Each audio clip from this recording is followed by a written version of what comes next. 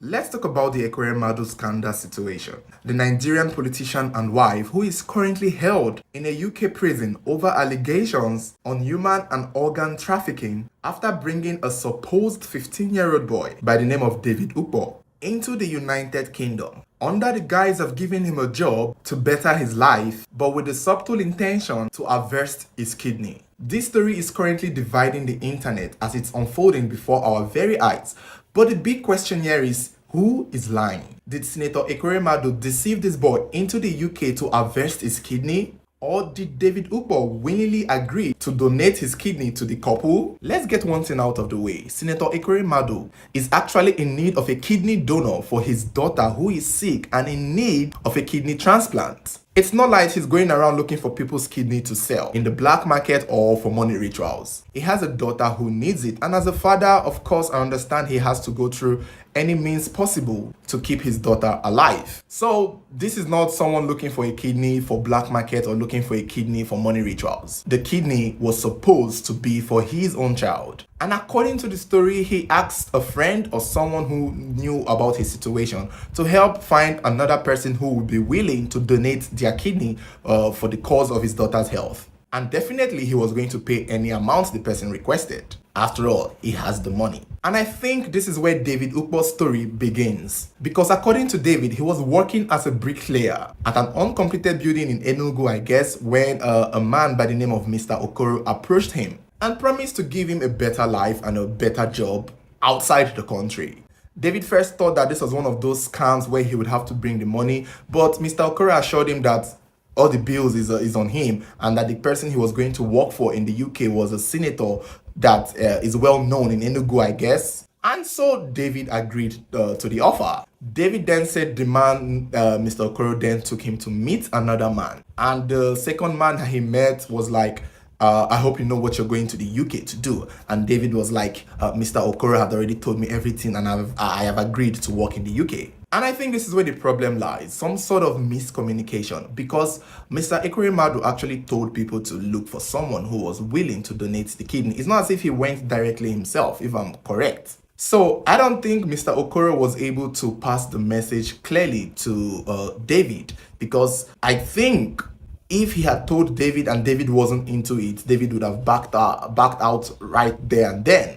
But it seemed the people Ekweremadu trusted to, find these people did not communicate the original deal well to David.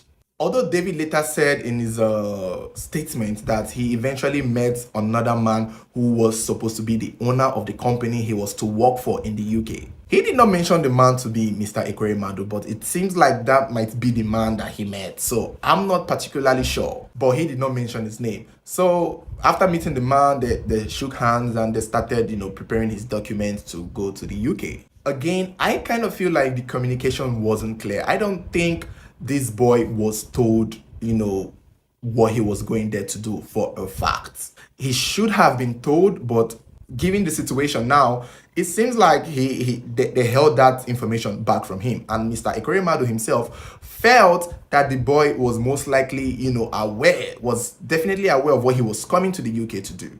He wasn't the one who went to scout this boy. He wasn't the one who went to find the boy. The boy had met two people who had briefed him on the situation. And it turns out, or it seems as if those two people were not direct with David, because Ekweremadu himself felt that David knew what he was coming to do. But, when eventually David came to the UK and he was taken to the hospital and the doctor spoke to him and asked, this is what's going to happen. And David was like, no, I was brought here for a job, not to take my kidney. And that was when the doctor alerted the police, because it seemed as though this was a modern day slavery and they were trying to illegally steal this boy's kidney. And that was how Mr. Ekweremadu and his wife, Beatrice, were arrested. But this is where the story begins to contradict itself, because at a certain time you would think maybe this was a miscommunication, but hearing that David might have said he was 15-year-old. Now, it's not clear if David used his own mouth to say he was 15-year-old, but the blogs were saying he was 15-year-old. And if that is the case, if David actually did say he was 15-year-old, whereas he's 22 or 21, and according to his younger brother, he's 25, that means David lied about his age. And if this boy can lie about his age, what are the possibilities that he's not lying about not knowing what he was coming there to do? Because the UK articles and the UK news outlets were reporting that the boy was 15-year old. Only for us to do our research over here and discover that through his BVN and his passport, this boy was born in 2000. And if he was born in 2000, he would be 21 years old by now. And it was now said that his younger brother spoke out and said his elder brother, David, is 25 years old. And if that is the case again, that means this boy lied. And if he can lie about his age, what can he not lie about? He did not really address the age when he was addressing the situation. So again, I'm still not sure if him being 15-year-old was something he said with his mouth. Because Senator Ekweremadu himself has proven the situation to be that,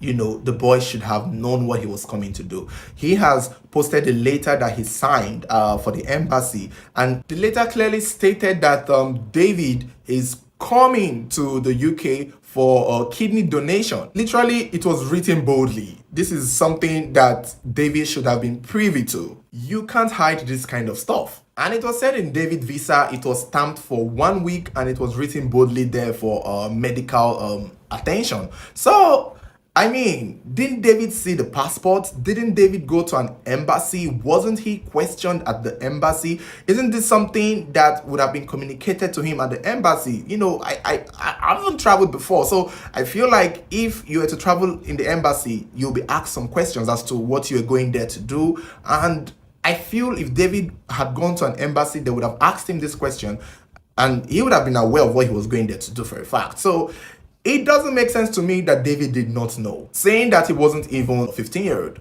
The truth is, I want to believe David because, I understand politicians, especially the rich people, they have a way of taking advantage of the poor people. They have a way of oppressing the poor. They are capable of doing this kind of thing. They are capable of taking someone out of the country to another country to harvest their kidneys. So this is something that rich people like Senator Ekweremadu is capable of. But at the same time, documents don't lie. The facts don't lie.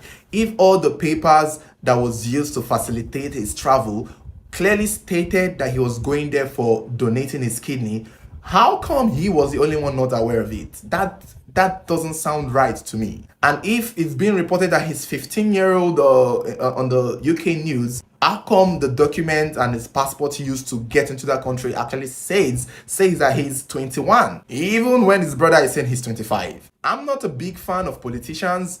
I want to be on David's side so bad, but there is something not giving about the situation. It's almost like I don't know if I can trust him because every other paper, all the documents are saying otherwise. He is the only one not saying anything. I would love for Mr. Okoro to come out and speak out. I don't know if there's a Mr. Okoro somewhere out there. It would be nice for the people who interviewed him at the embassy to see if they actually communicated or discussed the reason why he was coming to the UK for. Those people should speak out, because if for some reason the people who took this boy to the UK were somehow capable of blindsiding him, then he might be telling the truth.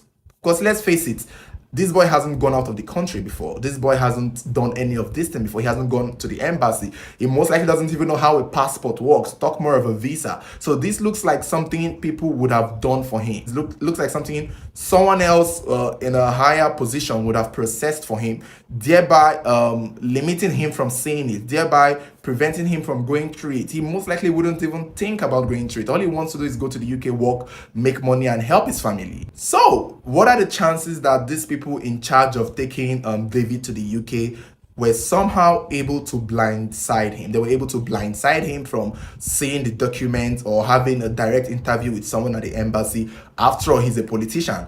If he calls and pays money, they won't most likely not interview David directly. And, that would be a problem, because now David would not be told what he was going to the UK to do, or he would not have a chance to tell the people what he was told he was going to the UK to do. And if that is the case, that means there is a case here. That means Senator Ekweremadu and his team of people might have messed up. But if anything, like David's statement said, other people reached out to him other than the Ekweremadu himself. So I think this is a communication problem, which means the people Ekweremadu trusted to find this donor were not plain and open to the boy David. Maybe they lied to him, maybe they prevented him from seeing the document. And if that's the case, then again, it's just totally confusing. The situation is dicey. I get that the British government, they are not the one to be messed with, and I'm sure they are doing their job. Hopefully their investigation would yield the truth and they would give us a better explanation,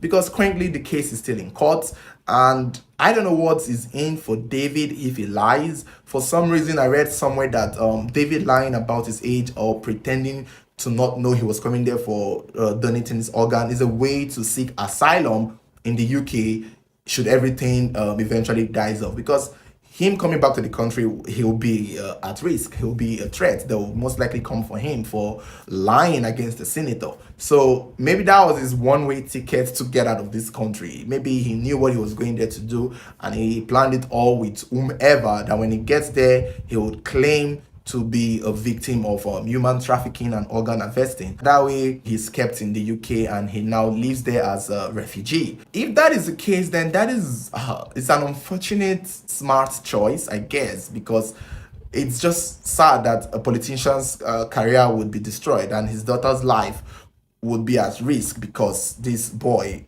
took advantage of them. It's sad, it's bad, but I don't know if that is the case. Again, this is just a speculation as to his motive behind lying and turning against the senator as regards him coming there for kidney donation. I don't even know what to say. But another problem again is I feel like the senator would have done this the proper way. I don't know what the proper way is, but I think if he put out an ad or if this was announced publicly, there will be people who will be publicly happy to offer their kidney. So the fact that he had to go secretly, they have to find a boy from a bricklaying job, it kind of gives human trafficking vibe, if you ask me. It kind of gives kidney harvesting, illegal kidney harvesting vibe. That is what it kind of gives. Going to meet somebody at the bricklaying building place to promise them to change their life and ask for their kidney, that seems off. Yes, man, I'm sure there are people who will be willing to do this. I'm sure there are places where kidney donation happens. And he has the money. He would have gone through it, the standard medical process. Just going through a bricklaying boy looking for the poorest boy in the community to offer this money to seems a bit off. I don't trust that process. And I think maybe that is why a lot of people are raising their eyebrows against him. Man, but you guys let me know what you think. Do you think David is lying, or do you think Senator Ekweremadu is the one lying? Because somebody is lying. Somebody is not telling the truth. And it's hard to know, honestly. I really want to be on David's side, but the papers and the documents, they are not helping me be on the side. Honestly, they are not helping me be on the side. It's almost as if there is something missing. There's something we are not being told. And we just have to wait to see how the story unfolds. So stick around. Don't forget to like this video, subscribe, and stay connected. If there is an update on this story, I'll be happy to share my thoughts on it. And at the same time, I would like to hear you guys' thoughts on this situation. What do you think and how do you think this would play out? Let me know what you think in the comment below. Thank you very much.